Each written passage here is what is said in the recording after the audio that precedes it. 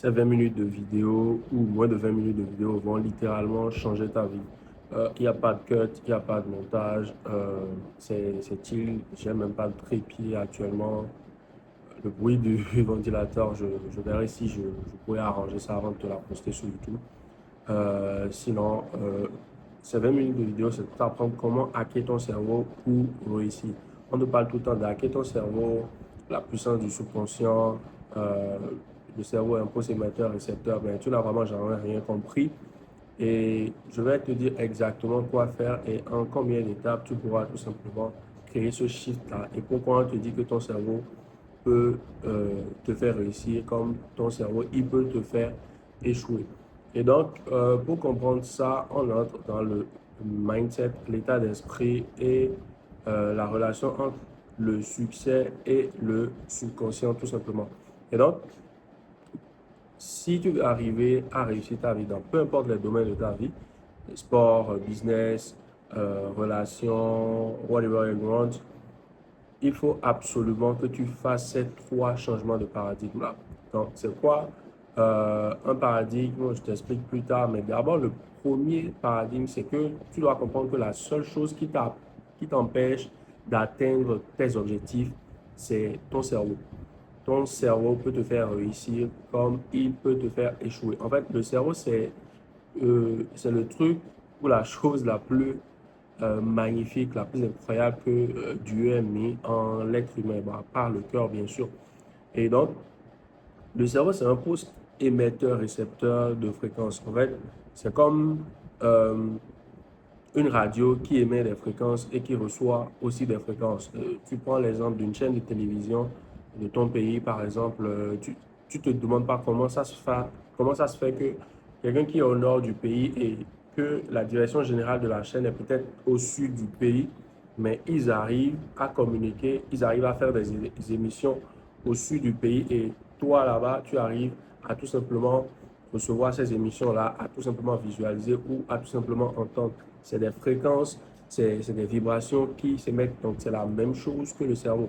Et qu'est-ce qu'un paradigme? C'est tout simplement ta vision du monde. C'est ta réalité. En fait, quand on était enfant, on nous a conditionné, depuis qu'on est enfant, on nous a conditionné dans un certain nombre de choses, que ce soit la religion, que ce soit euh, euh, les habitudes et tout. On a eu certaines choses qui ont fait qu'aujourd'hui, on a une vision du monde donné. Vous voyez, les daltoniens, ils voient en bleu, bleu ou en vert, vert, je ne sais plus trop, aller chercher sur Internet. Donc, ils voient le monde d'une couleur différente. Les personnes qui sont daltoniens, c'est une maladie oculaire. Et à contrario, nous qui ne sommes pas daltoniens, on voit la vie comme elle est. Moi, je vois la vie en couleur, tout ce qui est autour de moi. Je crois que c'est pareil pour toi aussi. Et même là, nous avons différentes visions de différentes choses dans le monde. C'est-à-dire, ma vision, forcément, par exemple, d'un sujet comme le mariage ne sera pas la même que celle que toi, tu as du mariage, par exemple. Ma vision de la spiritualité, du business, du mindset, de l'argent, peut-être ça ne sera pas la même chose que toi, tu as, parce que depuis qu'on était enfant jusqu'à ce qu'on grandisse et tout, on a été conditionné par un certain nombre de choses. C'est ça qu'on appelle les paradigmes et c'est ça qui ont formé aujourd'hui notre vision du monde. Donc, un autre exemple, c'est, voilà, si tu prends un enfant qui a grandi en Europe et un autre enfant qui a grandi en Afrique, ils n'ont pas les mêmes réflexes, ils n'ont pas la même mentale. Et en ce sens, en Afrique, ou en Europe, par exemple, quand l'enfant il fait des bêtises, il y a des lois, des programmes qui sont conçus spécialement pour dire, OK, tu n'as pas le droit de toucher ton enfant, peu importe ce qu'il fait, si, mais il peut te porter plainte et il peut faire la prison pour ça. Et tout ça. Euh, donc, les enfants ont beaucoup plus de laisser aller là-bas, même si ça permet plus de développer. Et certains endroits, ça peut rapidement partir dans les extrêmes. Et donc, on leur dit quand ils font des bêtises, tu es privé de repas, pas de repas, de goûter. Voilà, tu es privé de goûter, tu es privé d'aller en vacances en Autriche, tu es privé de salles de console, d'ordinateur, des trucs comme ça. Et là-bas, c'est un environnement beaucoup plus chill et tout. Après, c'est leur système et tout. Mais en Afrique, quand tu viens ici, nous ne sommes pas éduqués comme ça. Moi, quand je fais une bêtise, c'est coup de coude, coup de poing, coup de genou, hypercute et coup de tête, même ceinture. Et moi, je me rappelle encore que j'étais enfant, quand ma mère, elle tombait sur n'importe quoi, elle te tabassait avec. Je me rappelle littéralement un jour, je n'avais pas fait les travaux domestiques avant qu'elle ne vienne et tout. Et qu'est-ce qu'elle a fait? Parce que, en fait, ça lui rajoutait de la charge. Quand elle quitte le boulot tout fatiguée à 19h, elle doit venir juste cuisiner. Et moi, je devais préparer le terrain, c'est-à-dire laver les assiettes, faire la vaisselle et tout ça. Mais il s'est fait qu'un jour, j'étais en vacances, je n'ai rien fait de tout ça. Et qu'est-ce qui s'est passé? Euh, Elle est venue tellement fatiguée, sûrement qu'elle était énervée par autre chose au boulot. Et qu'est-ce qu'elle a fait? Elle a commencé par me crier dessus, tellement ça l'énervait qu'elle avait un plastique là, elle a trouvé le plastique. Elle m'a envoyé ça ici, j'en ai les cicatrices quelque part, peut-être par ici ou sur la main, parce que j'ai pu bloquer comme ça, sinon peut-être ma tête se fendait en deux. Et donc, la réalité de beaucoup d'enfants africains, c'est ça, en fait, on a grandi dans ça.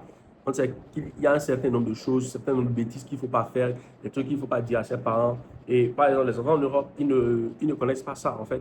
Donc, ils sont plus ouverts d'esprit que les enfants africains. En fait, ça conditionne aussi notre adolescence et même la partie de notre vie où on est adulte et où on fait des choix. Un enfant qui a grandi dans des frustrations financières tout le temps, comme moi par exemple, aura plus tendance à avoir, à protéger son argent, à ne pas avoir une aversion au risque, même si aujourd'hui, moi, j'ai pu me détacher de tout ça en fait.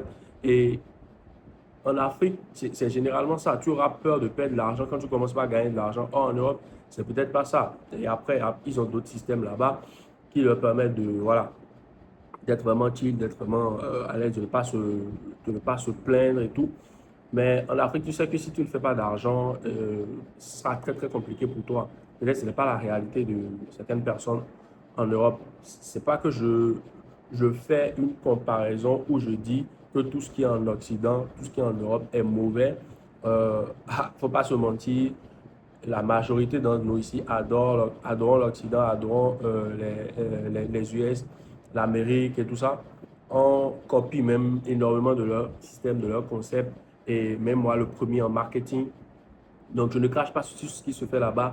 Je fais juste une comparaison pour que vous puissiez voir ce que je mets dans paradigme. Donc, différents environnements font différents conditionnements égale à différents paradigmes. Et ce qui fait qu'on voit la vision du monde autre chose. Par exemple, quelqu'un qui a toujours connu la Hesse et quand il gagne son premier sou, tu lui dis, viens, allons au restaurant célébrer par exemple, il va te dire, ah, ce sera compliqué pour lui. Et moi, je me rappelle encore mes débuts, je me disais, ah, les petits sous que j'avais trouvés, aller dans un resto, fêter. Et je me rappelle très bien, mon premier resto, quand j'ai commencé le business, ce sont mes mentors qui m'ont fait le premier resto. Et le jour-là, j'écarquillais déjà les yeux parce que, en fait, je mangeais déjà aux alentours de 10, 11 000.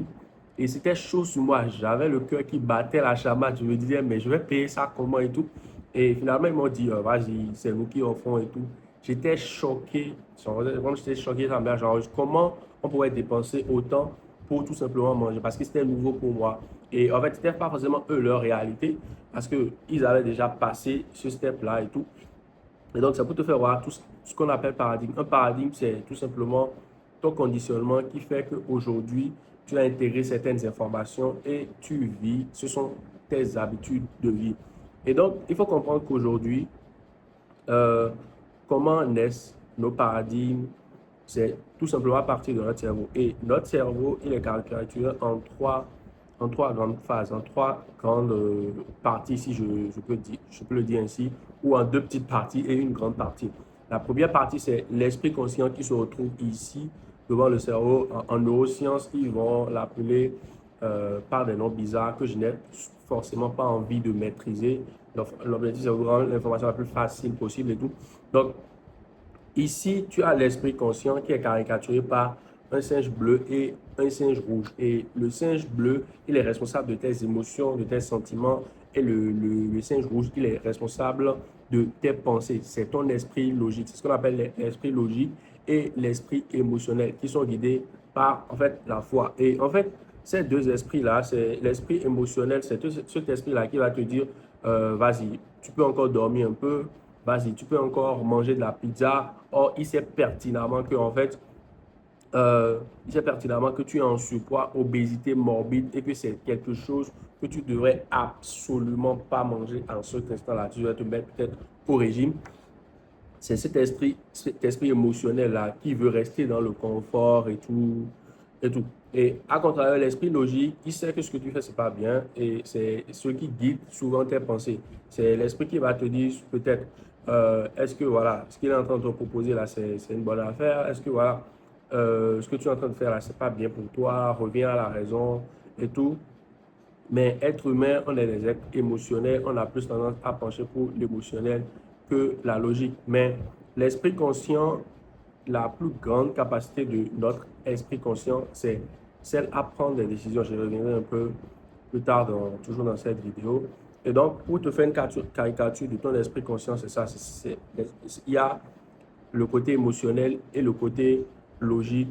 Euh, le côté émotionnel qui est responsable de tes sentiments, le côté logique qui est responsable de tes pensées et tout. Et donc, à part ça, il y a ce qu'on appelle ton esprit subconscient qui se trouve ici et lui, à contrario, il est caricaturé par un gros éléphant. Pourquoi un gros éléphant? C'est la partie la plus importante de ton cerveau, tout simplement. C'est lui qui dirige ta vie. Et c'est là que naissent, en fait, c'est là que tes paradigmes prennent vie, que tes habitudes naissent, tout simplement. Et donc, il est plus grand, mais en fait, l'esprit subconscient, il est, ou l'esprit inconscient, il est inconscient comme on le dit.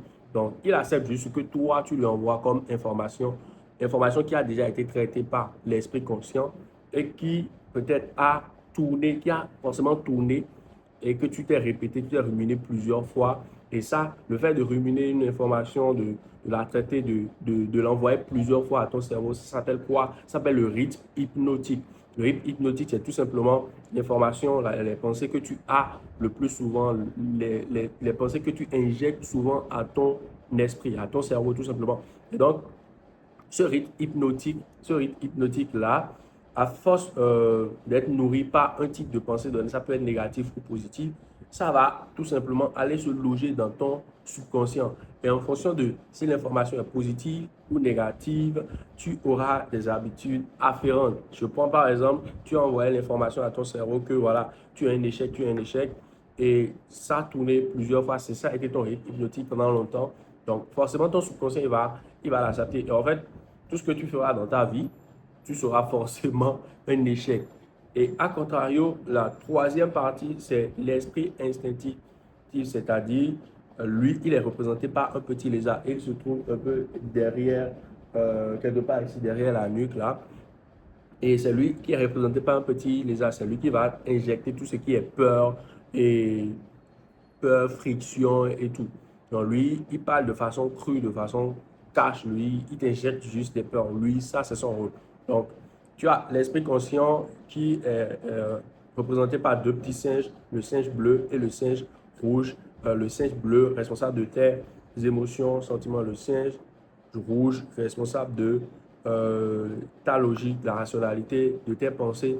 Et tu as le rythme hypnotique qui est tout simplement ton système de pensée, les pensées que tu envoies souvent à ton esprit qui tournent en boucle dans ton cerveau.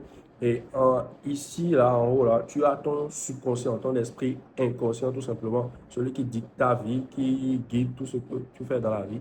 Et derrière, ici, tu as l'esprit instinctif, c'est-à-dire le petit lézard qui t'injecte souvent des peurs et tout ça. Quand tu veux sauter dans le vide et tout. C'est lui qui te jette les peurs en mode tu vas tomber, tu vas faire ci et tout ça. Donc voilà comment est caricaturé ton cerveau. Pourquoi je t'explique tout ça? On a fait une petite expérience et toujours par exemple par rapport à l'esprit euh, et ton esprit conscient, on a donné un marshmallow, c'est des petits bonbons. Là, on a donné un bonbon, des bonbons comme ça et tout, à un enfant et on lui a dit si tu ne manges pas ce marshmallow là, quand je reviens, je te donne deux marshmallows. C'est-à-dire, voilà, tu obtiens finalement trois marshmallows. Et qu'est-ce qui a commencé par se passer? Il y aura l'esprit conscient et l'esprit inconscient de petits qui vont commencer par se faire la guerre et se dire mange-le. Mais c'est quand même bon, tu peux quand même rapidement le manger. Et l'autre, logique, l'esprit logique va lui dire tout simplement, qui reçoit des pensées, va lui dire Non, si tu le manges, tu n'auras pas deux marshmallows de plus. Donc, vaut mieux attendre. Et très souvent, pour n'importe quelle décision qu'on veut prendre, c'est souvent la guerre entre les deux petits singes là qui sont dans notre esprit conscient, tout simplement. Et donc, l'esprit conscient parle en question. Et c'est lui qui est responsable des cinq sens. La vue, l'ouïe, le goût, le toucher, l'odorat, ce que vous voulez. Donc, l'esprit conscient, il parle en question. Donc, c'est lui qui va te dire, est-ce que ça, c'est bon? Mais est-ce que tu peux quand même manger ça, hein? Tu ne vas pas manger ça, tu ne vas pas faire ci, vas-y, prends encore. Tu ne vas pas prendre encore quelques minutes de sommeil et finalement, tu te retrouves à te lever à 10 heures. Oh, tu étais censé aller au cours peut-être ou avoir un appel à 8 heures du matin. Et en fait, c'est la meilleure partie de l'esprit conscient, je disais tout à l'heure, c'est en fait cette capacité-là à choisir, cette capacité à prendre des décisions. En fait, c'est toi, c'est l'esprit conscient qui décide de ce qu'il envoie à l'esprit subconscient. Donc, quand les informations sont là, dans ton esprit conscient, quand tu reçois des types d'informations, tu as le choix de, de les envoyer là-bas, c'est-à-dire de les répéter plusieurs fois que de les répéter, que de juste, ok, de faire fi de ça, ça, je ne peux pas, je ne vais pas prendre ça en compte. Et voilà. Donc, la meilleure capacité de ton esprit conscient, c'est tout simplement de choisir ce qu'il va faire et tout. Et en fait, il y a Napoléon Hill qui dit, il y a s'il y a une qualité que l'on doit posséder pour réussir, en fait, c'est la précision de ses objectifs. Il faut savoir exactement ce que l'on veut et être animé par un désir ardent, brûlant de le réussir. Napoléon Hill, c'est l'une des premières personnes à parler des lois du succès et tout. Il a écrit plusieurs livres, Plus malin que le diable, Think and Grow Rich, Réussir et devenir riche, tout comme ça et tout. Et quel est votre objectif précis aujourd'hui? Vous devez avoir un objectif clair et précis. Si vous voulez réussir, vous devez avoir une vision claire de ce que vous voulez. Comme un sniper. En fait, vous devez être comme un sniper dans votre vie. Un sniper, c'est des personnes qui sont très, très, très focus. Un instant, je vais m'hydrater rapidement. Il y a quand même 17 minutes que je parle. Et donc, les, les snipers, quand les envoie en mission, sont des personnes qui sont très, très focus, très, très concentrées. Ils peuvent faire 24 heures derrière son arme et tout, être en train d'attendre la cible. Il attend patiemment, patiemment. Et quand il va venir, quand la cible va se présenter, il fait mouche, fin de mission, il remballe son arme et il trace, et sans trace et tout. En fait, vous devez être exactement comme un sniper dans votre objectif. Vous devez être le plus clair possible parce que votre cerveau, il n'aime pas la confusion. C'est pourquoi, en fait, quand on vous propose une offre qui n'est pas assez claire, vous avez du mal à prendre des décisions. Et en fait, on dit en marketing, un esprit confus, c'est un esprit qui ne passe pas à l'action. Donc, soyez vraiment clair. Si aujourd'hui, euh, euh, vous flemmez, c'est ce que vous faites, vous procrastinez, voilà le mot, tout simplement, c'est que vous n'avez pas encore une idée claire de votre objectif, vous n'avez pas encore un plan précis pour tout simplement atteindre votre objectif. Donc, aujourd'hui, qu'est-ce que vous devez faire? Vous devez clarifier de façon précise votre objectif. Et il y a aussi Earl Nightingale, c'est pas, beaucoup de personnes ne le connaissent pas, et c'est aussi l'une des premières personnes à parler des lois du succès qui a fait une expérience. Et en fait, ils ont remarqué qu'il y a des personnes, et ça, c'est un constat, hein, vous pouvez le voir dans votre vie, dans votre entourage, vous avez des amis qui, tout ce qu'ils font, leur réussit. Ils réussissent dans absolument tout ce qu'ils font, tout ce qu'ils touchent deviennent de l'or. Mais à contrario, il y a d'autres personnes, ils ont du mal à vraiment réussir, ils ont du mal à se développer dans la vie. Ils ont l'impression que tout le monde est contre eux et en fait, il n'arrive littéralement à rien. Donc, il y a certaines personnes, tout ce qu'ils touchent se transforme en or. Et qu'est-ce qu'il a conclu par cette expérience-là? C'est que tout simplement, on devient ce à quoi on pense le plus souvent. On devient ce à quoi on pense le plus souvent. Si tu penses tout le temps des mauvaises choses de toi, forcément, ta vie, elle sera mauvaise. Tu n'auras que des mauvaises choses qui vont t'arriver. Et en fait, je fais le paradoxe avec ce matin, j'étais avec une de mes petites cousines, elle était encore bébé. Et en fait, elle entrait sous une table. Vous connaissez, les bébés, ils sont un peu agités et tout. Elle entrait sous une table. Et en fait, je me dis, j'étais tout le temps en train de la protéger parce qu'en fait, quand les enfants ils s'agitent comme ça, rapidement, ils se cognent la tête contre la table et tout. Je me disais, elle va se cogner la tête, elle va se cogner la tête, elle va se cogner la tête et tout. Et finalement, je l'ai laissé. Et finalement, ce qui s'est passé, elle s'est cogné la tête vraiment. En fait, j'ai involontairement ou volontairement me injecté des pensées négatives vers elle. Et à contrario, j'étais encore là, elle est rentrée sous la table et en fait, à contrario, son pépé, il a laissé. Il a dit non, qu'il ne va rien lui arriver, qu'elle sorte totalement. Elle fait ça tout le temps. Et qu'est-ce qui s'est passé? Elle ne s'est pas cogné la tête, tout simplement. Donc, vous devenez tout simplement ce à quoi vous pensez le plus. Donc, aujourd'hui, l'objectif, c'est que vous puissiez définir de façon claire, concise, votre objectif. Euh, Récemment, moi, j'étais retourné chez mes parents. Je ne sais pas si vous avez pu voir la photo et tout. Sur mon Facebook. Je suis retourné chez mes parents. Je suis retourné dans ma chambre où, quand j'étais dans le procès, je restais dans mon 2,5 mètres carrés. Aujourd'hui, qui est habité par mon frère. Et en fait, je regardais les murs et je voyais encore les traces des post-it que je mettais de mon vision board et tout. Et je me suis rendu compte que tout simplement la vie dont je rêvais en ce moment-là, c'est celle que je vis actuellement, même si aujourd'hui je vise beaucoup, beaucoup plus. Et je disais à mon frère, ces murs sont marqués par ma vision, ma détermination. Je rêvais aujourd'hui, pendant cette période-là de faire juste 1 000 € par mois, de faire 3 000 € par mois et que ce soit juste récurrent tous les mois pour moi. Je rêvais de ça à cette époque, il y a 3 ans maintenant et tout. Il y a 4 ans peut-être maintenant et tout. Et aujourd'hui, sur cette année 2025, la moyenne de mes revenus, ça tourne autour de 8 000 € chaque mois. C'est-à-dire, j'ai fait entre les 6 premiers mois de l'année, entre 3 000 et 13 000 € sur l'année. Donc, tu fais en moyenne 8 000 € par mois. Donc, et je sens m'en rendre compte parce que je vise beaucoup, beaucoup plus loin. Aujourd'hui, moi, mon rêve, c'est d'avoir une Porsche GT2 RS et tout. Donc, je lui ai dit, si tu as un objectif clair, en fait, il n'y a aucun moyen que ton cerveau ne t'aide pas à y arriver parce que tu as un objectif clair, tu as un plan clair, tu visualises, tu vas forcément y arriver si tu mets le travail qu'il faut derrière. Et avant, moi, je rêvais de tels résultats que j'ai aujourd'hui. Donc, vous devenez ce à quoi vous pensez le plus. Et passons maintenant à l'esprit inconscient. Lui, il parle tout simplement votre esprit subconscient parle tout simplement en histoire.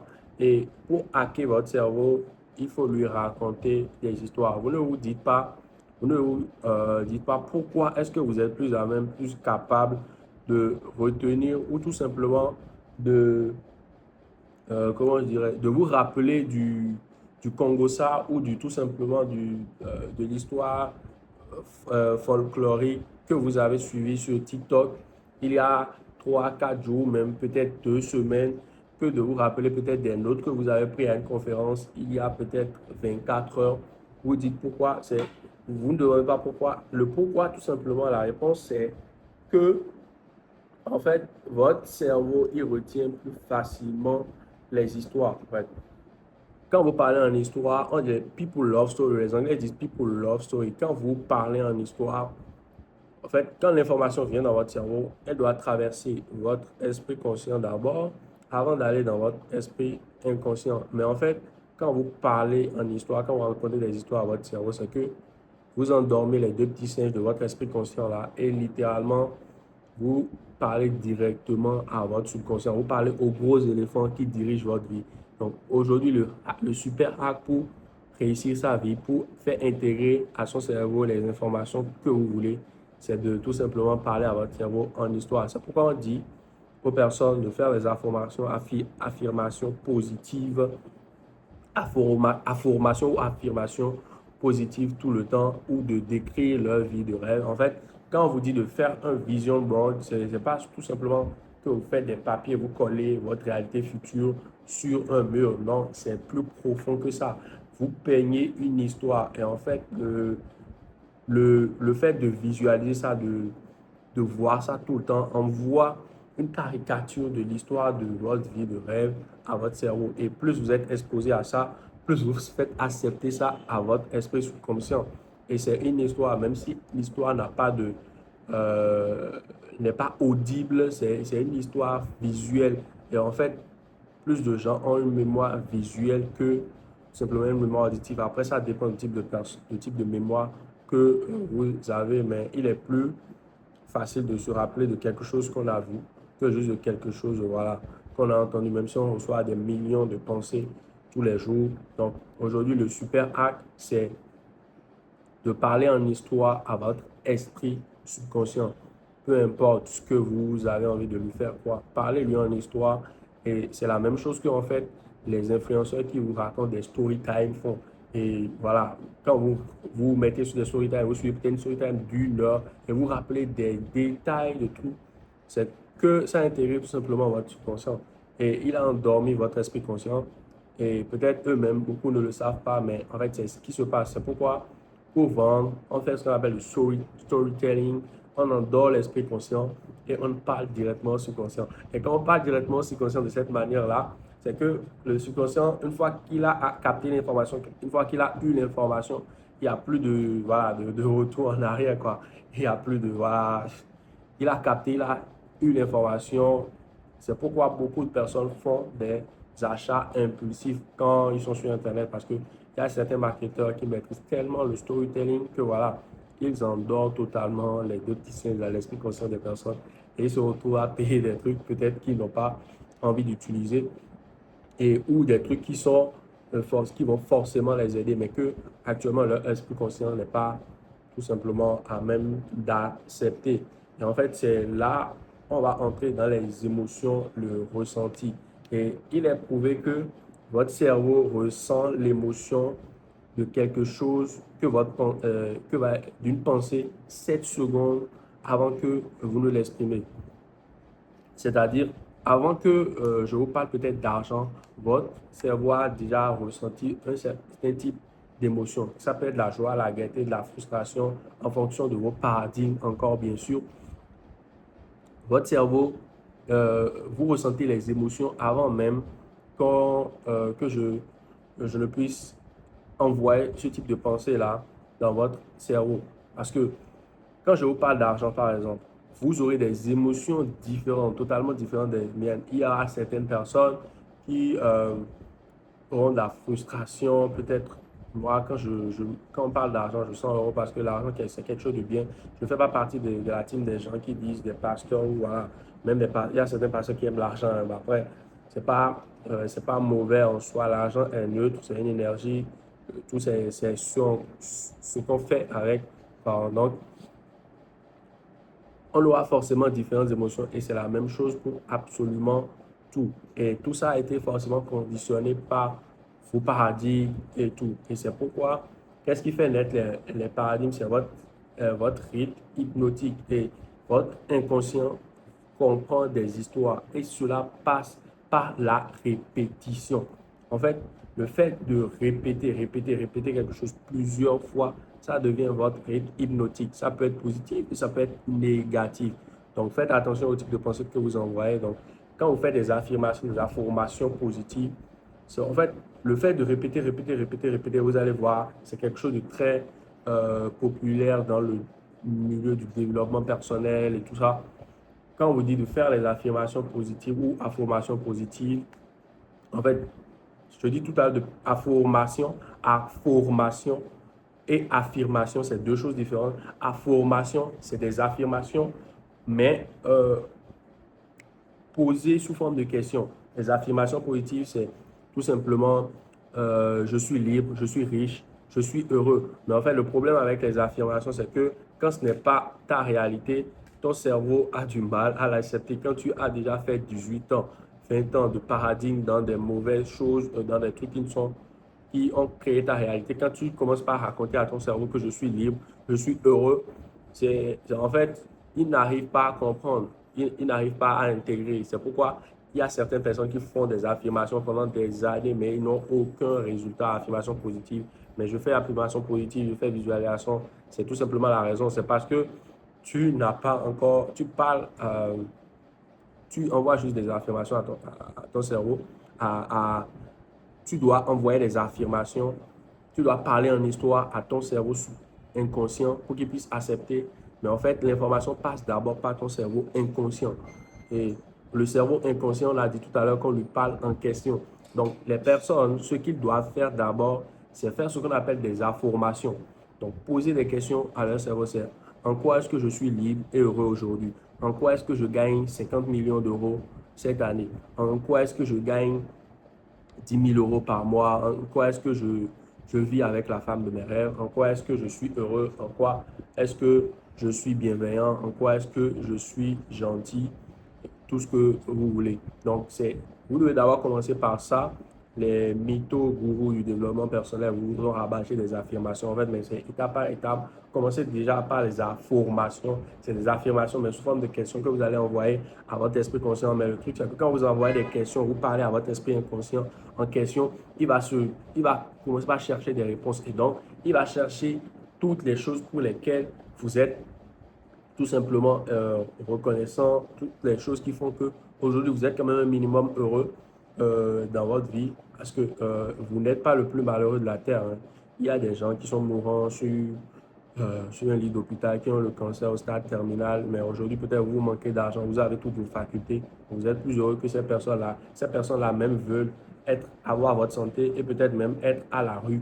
Tu vois? Donc forcément, vous êtes plus heureux que quelqu'un dans votre vie actuellement. Donc, on va commencer par rechercher tout ça avec les informations. Et quand vous aurez intégré ça maintenant, quand ça va commencer par venir, vous commencez par avoir de petits succès et tout, vous êtes plus à même de plus croire en ce que vous dites, faire des affirmations positives. Et là, maintenant, vous pouvez passer des affirmations positives. Donc, ça, c'était une petite parenthèse, une petite brèche que j'ai ouverte. Maintenant, le rythme hypnotique, c'est tout simplement votre système de pensée. Donc, ça peut être positif ou ça peut être négatif. Donc, de parler à votre cerveau inconscient, aux gros éléphants là en histoire. Et qu'est-ce qu'il fait qu'il va accepter tout ça? C'est tout simplement le fait de faire des arts, le fait de répéter la même information, de lui répéter la même information toutes les fois et qui va devenir ce qu'on appelle votre rythme hypnotique. Et si vous commencez vraiment de zéro et si vous êtes dans une situation compliquée, qu'est-ce qu'il faut faire? Il faut d'abord commencer par des affirmations. Affirmations, faites, vous pouvez faire des recherches encore là-dessus. C'est des affirmations, mais posées sous forme de questions. Je vais donner des exemples. En quoi est-ce que je suis heureux? En quoi est-ce que je suis libre? En quoi est-ce que je gagne tel millier d'euros par mois, tel million d'euros par an? Donc, vous commencez d'abord par ça. Quand vous commencez par avoir des succès et tout ça, les petits résultats, vous passez maintenant à des affirmations. Et là, maintenant, ces informations vont être intégrées dans votre subconscient qui vont tout simplement devenir vos nouveaux paradigmes et vos nouveaux ou votre nouvelle habitude de vie tout simplement. Et en fait, pourquoi il est impossible ou quasiment compliqué à certaines personnes d'imaginer une vision du succès, c'est tout simplement parce que quand la voie n'est pas encore tracée, votre cerveau, c'est flou, il n'arrive pas à s'imaginer. Quand vous prenez par exemple la construction d'une maison, ça commence d'abord par un terrain qui est peut-être, il y a un champ, peut-être une forêt là et tout, mais vous devez peut-être déblayer. Si vous faites l'erreur peut-être de payer encore dans un bas-fond, vous devez fermer le bas-fond. D'abord, une fois le bas-fond fermé, maintenant vous allez commencer par poser les fondations. Et jusque-là, vous ne voyez pas encore votre maison de rêve à peut-être 5 millions d'euros. Vous ne vous imaginez pas encore avec le luxe qu'il y aura dans la maison. Vous ne vous imaginez pas encore ça. Et qu'est-ce qui va se passer? C'est quand les fondations vont commencer par être mises, ça va commencer par donner de la gueule. Voilà, les maçons vont poser les premières briques. Ça va commencer par monter de pas à pas. Et quand la construction sera finie, vous allez commencer, OK, ça commence par venir de façon claire. C'est pourquoi une voiture n'éclaire que 100 ou 150 mètres de lumière devant elle la nuit, mais peut faire des centaines de kilomètres en voyant petit à petit sur 100 mètres, sur 100 mètres, vous avez une vision beaucoup plus claire de toute la voie. Donc, progressivement, vous allez mettre la peinture et là, vous pouvez commencer par vous imaginer. Ensuite, vous allez meubler et là, maintenant, vous dites, OK, le rêve, il est maintenant devenu réalité. En fait, c'est comme les athlètes. Les athlètes, aujourd'hui, par exemple, vous prenez un athlète, par exemple, moi, j'ai un passé d'athlète de taekwondo. Il y avait un mouvement voilà, qui est le plus répété en compétition, c'est ce qu'on appelle le Bengal Chagi, c'est le coup de pied. Voilà, c'est juste le coup de pied, comment je vous explique ça, avant ou le coup de pied arrière, tu l'envoies, coup de pied arrière, tu l'envoies tout simplement au torse, au plastron de la personne. C'est ce qu'on appelle le bandal chagi pour être très simple, pas complexe. C'est pour que ce bandal chagi là devienne une habitude pour moi. J'ai dû le répéter peut-être des centaines de milliers de fois, même sans le savoir.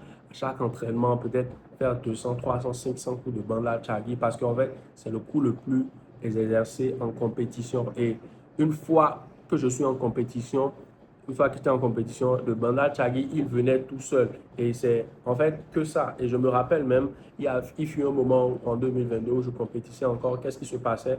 Je n'avais travaillé que le bandal chagi, les autres coups de pied. Je n'étais pas très fort parce que moi, je commençais le taekwondo relativement très tard, à 17-18 ans. Donc, je travaillais que le bandal chagi. Je rencontrais des personnes qui étaient déjà là depuis qu'elles étaient enfants, tout ça. Donc, moi, je ne faisais que le bandal chagi, mais les autres avaient de techniques pour esquiver, voilà, contrer et tout. Et en fait, c'est devenu une habitude pour moi. J'ai tellement répété ce mouvement que c'est entré dans mes gènes. Et même quand mon coach me disait, fais esquive latérale, bandal chagi, je n'arrivais pas vite. Je savais ce que c'était le mouvement, mais juste que je n'avais pas répété ça plusieurs fois. Et aujourd'hui, les athlètes, c'est ce qu'ils font, c'est ce qui fait qu'un athlète de haut niveau, il performe. C'est comme un LeBron James. Aujourd'hui, il a tellement fait des shoots à 3 points, des shoots à 2 points que c'est entré dans son ADN. Et en fait, à un moment, son esprit conscient est déconnecté et c'est que son subconscient qui est là. Il le fait même inconsciemment, même les yeux fermés. Steph Curry, Jay Morant, tout ce que vous voulez, euh, ou Cristiano Ronaldo, ou Messi, ils marquent des buts, ils marquent des paniers. Ce n'est plus eux-mêmes. Tellement ils ont répété, tellement ils ont travaillé ce mouvement qu'en fait, c'est devenu un paradigme littéralement pour eux. C'est devenu une habitude. Le fait de marquer un 3 points, un 2 points, le fait de mettre un but, c'est devenu une habitude pour eux. Ils répètent à chaque fois. Et en fait, c'est comme ça dans tous les domaines de votre vie. Plus vous allez répéter, plus vous allez entraîner votre inconscient, plus il sera fort et plus vous allez rapidement atteindre vos objectifs. En fait, c'est votre esprit, votre cerveau, c'est comme la terre et il ne se soucie pas en fait, ce que vous plantez. Si vous plantez des graines d'arachide, il va vous donner des arachides. Si vous plantez, en fait, des graines de maïs, il vous sortira des maïs. C'est la même chose pour votre cerveau. Comme moi en compétition, comme je vous l'ai dit tout à l'heure, je n'avais que répété que le bandal chagi. Donc mon cerveau, qu'est-ce qui me sortait en compétition? C'est que le bandal chagi. Mais à contrario, les autres, ils pouvaient faire des foulios, des pandés, des 360, des bichuromaki, des duchagi, des trucs comme ça. Tout simplement parce qu'ils ont habitué leur cerveau à le faire. En fait. Et moi, tout ce que mon cerveau connaissait, c'était le bandal chagi. Et c'est la même chose pour peu importe dans votre vie, les informations, les idées que vous implantez dans votre cerveau, c'est ces idées-là, tout simplement, que votre cerveau va vous rendre. C'est ces idées-là qui vont faire votre réalité. Et aujourd'hui, votre mission, c'est de monter la garde entre vos sens et ce que vous laissez influencer par votre esprit, votre subconscient. C'est-à-dire de monter la garde entre les deux singes-là, de dire, OK, qu'est-ce que je lui fais accepter? Est-ce l'émotion? Est-ce la rationalité? Qu'est-ce que je veux? C'est ça que je dois lui faire accepter. Donc, c'est de monter la garde entre votre esprit conscient et de contrôler ce que vous faites accepter par votre esprit subconscient. Donc, vous avez donc l'esprit conscient et l'esprit subconscient ou l'esprit inconscient. Et maintenant, je vais revenir à l'esprit instinctif qui est responsable de vos peurs et tout. Et en fait, la peur, c'est quoi? La peur ne vous dit pas ce sentiment-là, qui ne te dit pas ce qui s'est passé, mais qui te dit comment ressentir ce qui va potentiellement se passer. Je répète, garçon Q, la peur ne te dit pas ce qui s'est passé, mais elle te dit potentiellement comment ressentir ce qui va se passer. Je crois que je répète, la peur ne te dit pas ce qui s'est passé, mais elle te dit comment ressentir ce qui va se passer. Et s'il y a une chose que vous devez savoir, c'est qu'on est avec deux peurs. Les bébés, ils ont uniquement deux peurs. La peur de tomber et la peur des bruits forts. C'est tout ce que les bébés ont comme peur. Donc, quand vous naissez avec ces deux peurs-là. Tout ce qu'il y a comme peur qui vient après, c'est des peurs créées. C'est des acquis. En fait, peur des cafards, peur des souris, peur d'échouer, peur de ne pas être assez bien, de ne pas être aimé, l'ego et tout ça. C'est en fait des trucs qui ont été créés, on vous a conditionné pour ces peurs-là. Sinon, la peur des bébés, c'est tout simplement la peur de tomber. Quand vous naissez avec deux peurs, la peur de tomber et la peur des bruits forts. En fait, c'est pourquoi les bébés, quand il y a des bruits forts et tout ça, ils commencent par crier. He's starting crying. Donc, il faut que vous mettez ça dans votre esprit. La peur, c'est un truc qui n'existe pas. C'est un truc qui vous empoisonne, qui vous dit comment ressentir potentiellement ce qui va se passer, pas ce qui s'est réellement passé. Et en fait, ce qui va potentiellement se passer, il y a des probabilités, de très fortes probabilités, et c'est souvent ça que cette chose-là ne soit pas vraie, ce truc-là ne soit pas réel. C'est par exemple comme on te présente une opportunité, tu as peur de saisir cette opportunité-là parce que tu te dis qu'on va t'arnaquer ou voilà, tu vas échouer. Mais en fait, ta vie tout entière est déjà un arnaque. Si tu nais, tu te fais arnaquer tout le temps. Tu vois, tu te fais arnaquer tout le temps. On dit que voilà, le monde a été créé par Dieu, l'univers et tout, mais on paye pour vivre dans cette vie-là. C'est de l'arnaque. En fait, on devrait littéralement payer. Pas payer parce que respirer, c'est gratuit. Respirer, maintenant, ce n'est plus gratuit. Donc, dès lors que tu vis dans un état ou dans un continent, tu payes forcément des taxes d'une manière ou d'une autre dans tout ce que tu payes et tout. Même si tu n'en payes pas de façon directe, dans tout ce que tu payes à les taxes, la TVA, tout ça. Donc, les peurs n'existent pas. Il y a juste de peur de tomber, les peurs des bruits forts. Et aujourd'hui, vous avez un cercle comme ça qui fait tourner vos pensées. C'est-à-dire, vous avez d'abord l'esprit conscient, puis, émotion logique, les deux singes bleus et rouges auxquels il faut parler en question. Ensuite, vous avez l'éléphant gigantesque qui dirige votre vie. Et après, vous avez maintenant le petit lézard là qui est derrière ici, qui vous injecte des peurs. Et lui parle en absolu. Il vous dit, si tu mets ton doigt dans le feu, tu vas te brûler. Or, peut-être, tu as peut-être une section de tes nerfs où voilà, ta main ne fonctionne même pas. Et donc, quand tu vas mettre ta main dans le feu, tu ne vas littéralement rien sentir. Tu vois? Mais la peur te dit, euh, si tu touches ça, tu auras peur. C'est pas pour rien que voilà, les personnes paraplégiques, tétraplégiques et tout, qui ont perdu la fonction de leurs membres, de leur euh, certaines parties de leur corps. Quand vous amenez même un briquet à côté d'eux pour les tester, s'ils le voient, ils vont commencer par avoir peur, ils sont effrayés, mais le truc c'est qu'ils n'auront rien senti. Ça, c'est le sentiment de la peur. Mais à contrario, quand vous le faites, quand on passe un briquet peut-être sous son pied, il ne va peut-être littéralement rien sentir, tu vois, parce qu'il n'a pas vu. C'est juste parce qu'il a vu qu'il était tout simplement affolé. Et donc, aujourd'hui, votre but, c'est de calmer le petit lézard derrière ici, de guider l'éléphant et d'amener les deux petits singes vers où ils veulent aller. Et pour ça, il faut que vous parlez à votre subconscient en histoire. Et le deuxième changement de paradigme que vous devez avoir du moins, c'est les résistances. En fait, la résistance, c'est la force négative qui vous empêche de réaliser vos rêves. Vous comprenez que la résistance, c'est la force négative dans le monde qui vous empêche de réaliser vos rêves. Aujourd'hui, vous avez un objectif donné, vous aurez forcément des résistances. Si ce n'est pas la famille, c'est les amis ou peu importe et tout. Et donc, il y a un écrivain qui s'appelle Steven Press, quelque chose, j'ai oublié, Pressfield ou quoi, je ne sais plus trop, qui m'excuse pour son nom.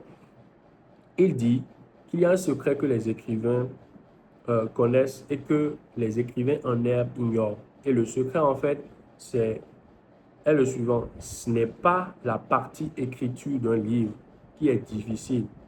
C'est ce qui est difficile, c'est de s'asseoir pour commencer par écrire.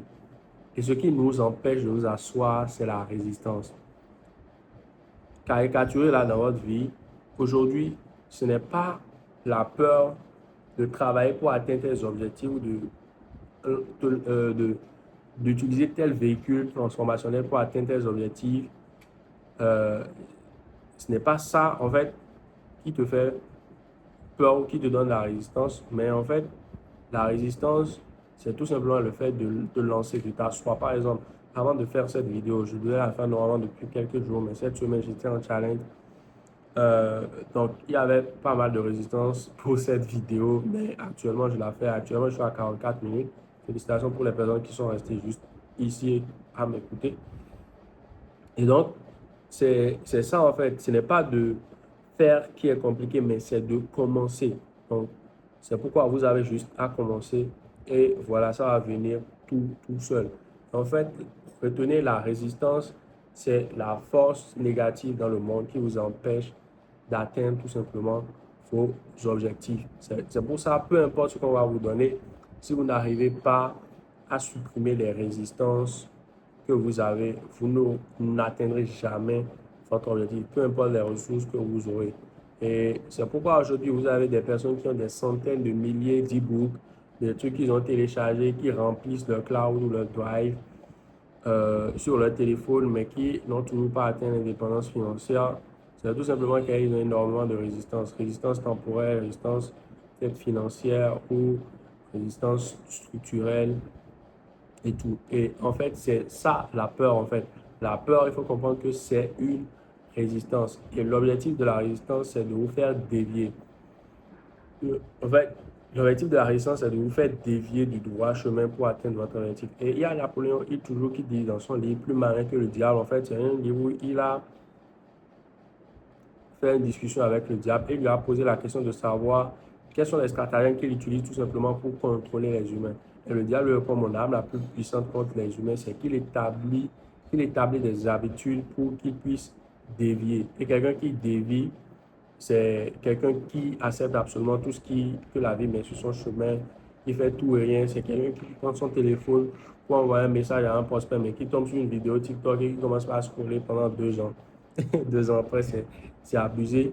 Mais en fait, c'est quelqu'un qui n'a pas d'objectif clair dans cette vie, dans sa vie. Et en fait, c'est tout ça, le rythme hypnotique. En fait, le diable installe un rythme hypnotique négatif dans votre cerveau qui vous empêche d'atteindre tout simplement vos objectifs. Et à vous maintenant d'établir, de mettre le bon rythme hypnotique dans votre tête. Et vous avez vos peurs, votre esprit instinctif qui sont en bataille contre votre esprit conscient qui est responsable de tout simplement la foi. Vous avez foi, ok, que voilà, vous allez arriver à ci ou ça, mais il y a la peur qui se bat contre vous. Qu'est-ce qui va gagner? Qu'est-ce qui va gagner? Tu vas échouer. Moi, j'ai foi en ça. Et c'est pourquoi on dit souvent que la foi, votre foi, les religieux disent, ta foi a été ébranlée. Qu'est-ce que la foi, comment la foi a été ébranlée par tout simplement les peurs? Et qu'est-ce qui fait ça? C'est le diable qui fait ça.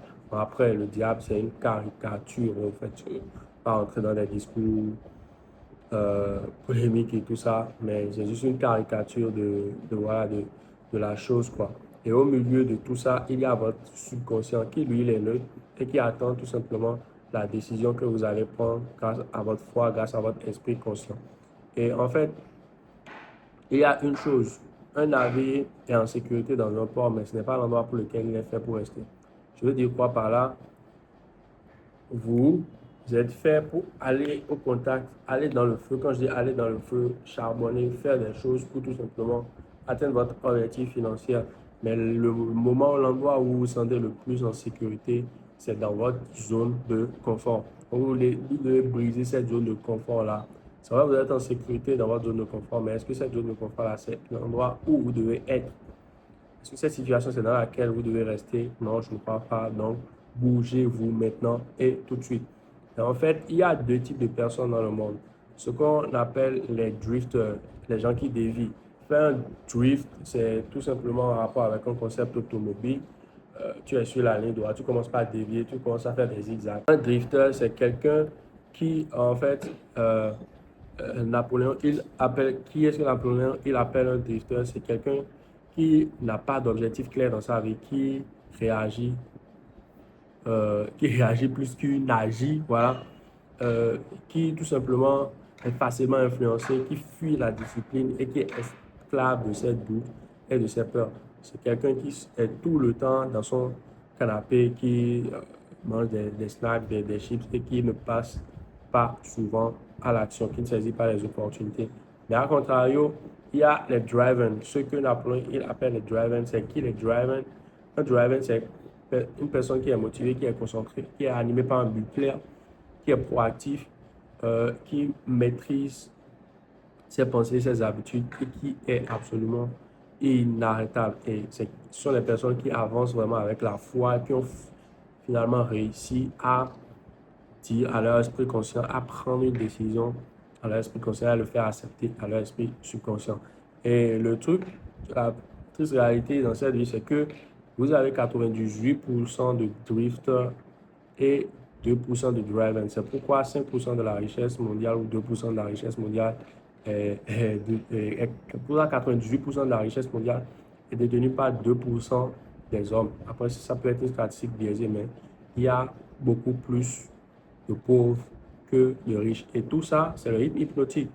98% des drifters du monde, ils ont un rythme hypnotique négatif. Et 2% des drivers du monde entier, ils ont un rythme hypnotique positif. Donc, à vous de savoir, de décider, OK, c'est quoi mon rythme hypnotique? Qu'est-ce que je veux vraiment dans ma vie? Est-ce que je veux être un drifter ou un driver? À vous de savoir faire partie des 2% du driving ou des 98% du drifter, à vous de voir. Mais vous avez plus d'opportunités, vous avez plus de chances, vous avez plus de choses à gagner en étant un driving qu'en étant un drifter. Et en fait, on revient maintenant au dernier changement de paradigme, c'est que vous êtes le héros de votre propre histoire. Vous êtes le héros de votre propre histoire. En fait, il faut comprendre que personne ne viendra le faire à votre place. Tout ce qui se passe dans votre vie est de votre entière responsabilité. Et quand je dis ça, les gens me disent, mais ouais, j'ai telle ou telle situation, c'est pas forcément de ma vie.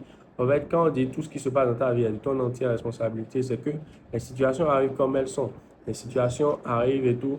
Et maintenant, à toi de choisir si, OK, cette situation-là est une fatalité pour moi ou si tout simplement je la prends pour avancer. Donc, à toi de voir, OK, la situation est telle qu'elle est, elle est neutre.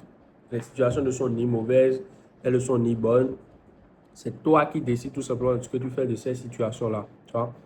Donc, tu es le seul héros de ton histoire et tu l'as remarqué dans ta vie. Il n'y a personne pour personne, comme on le dit en fond chez moi.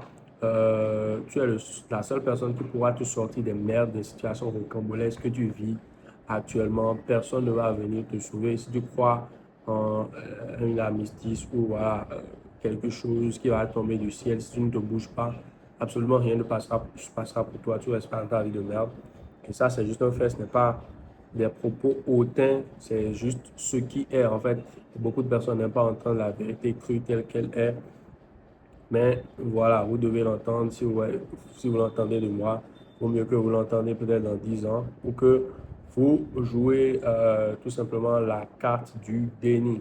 Et en fait, il faut que vous fassiez partie de cette minorité de personnes-là qui voyagent dans un futur, imaginent une nouvelle réalité et revient l'implémenter dans le présent et exige qu'elle devienne réelle. Et c'est ça, en fait, qu'on appelle un entrepreneur. En fait, pour un exemple tout simple, c'est que la réalité du marché européen, peut-être aujourd'hui, n'est pas celle du marché africain. Mais pour que l'Afrique aussi arrive à se développer, arrive à tout simplement, arrive au niveau de l'Europe ou de l'Amérique, il faut qu'il y ait des personnes qui ont, il faut qu'il y ait des testiculaires, des gens qui, des testiculaires ou des ovariennes, qui osent et qui vont chercher la réalité du marché là-bas ou des personnes qui sont 10 ans d'avance chez nous et qui vont la ramener ici en Afrique tout simplement pour qu'un jour ce rêve-là, cet imaginaire-là puisse devenir aussi notre réalité. Et en fait, à vous de choisir maintenant, est-ce que vous serez un driver ou un drifter, c'est-à-dire est-ce que vous avancez tout droit vers vos objectifs ou est-ce que vous déviez, vous cédez à toutes les tentations et voilà quoi.